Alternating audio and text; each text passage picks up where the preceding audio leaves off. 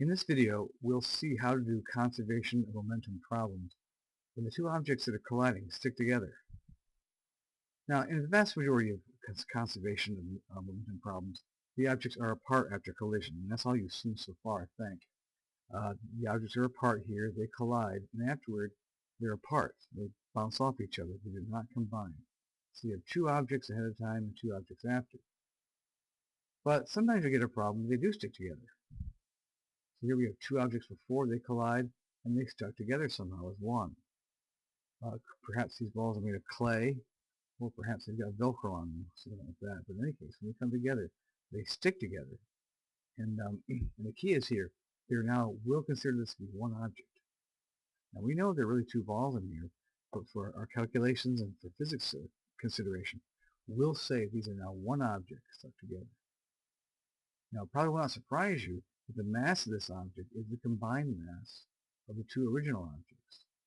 So they're separate before, 8 kilograms and 7 kilograms.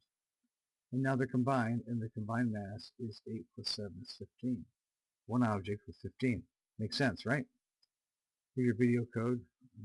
I'm doing this during the 7th game of the first round series against Milwaukee in 2018, and the Celtics just won. All right, let's go on. This will affect your conservation of momentum problems. Now let's see, the question here is what is the velocity of the combined object, this object here, after the collision? Okay, well this is a conservation problem, let's do it that way. Let's see, 8 kilograms, this object here, going at 10, so he's got 80 kilogram meters per second of momentum. Over here, he's not moving, so he has 0. The total is 80.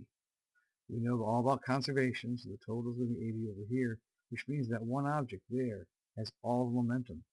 Before we had to split the momentum between two objects, but no longer. We only have one. He gets all that 80. Make sense? Should. There is only one object. Alright, so now we can use our formula here to find the velocity of that object. P equals mv. Do we know its momentum? We do. There it is. Put it in there. Do we know its mass? Yes, we do. 15. We're looking for a velocity. Divide by 15, and you'll get 5.33 meters per second. The velocity of that combined object. Again, quickly. That's 80. That's 0. Total of 80. Conservation.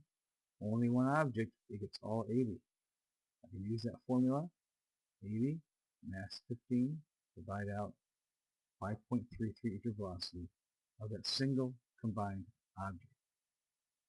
One more quick one. Let's read this and put things and notice this down here as we go. John's 40 kilograms. There he is. He's a ball, not a person, I guess, but is chasing his father at 100 kilograms across the lawn.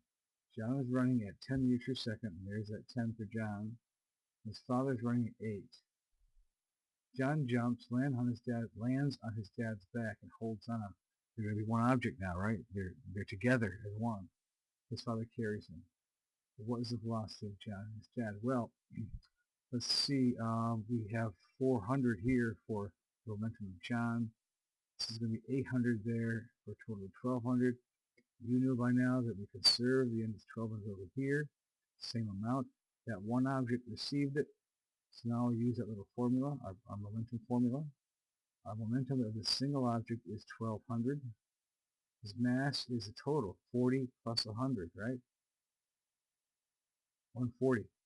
We'll use that for our mass, divide out, and together they're going 8.6 meters per second.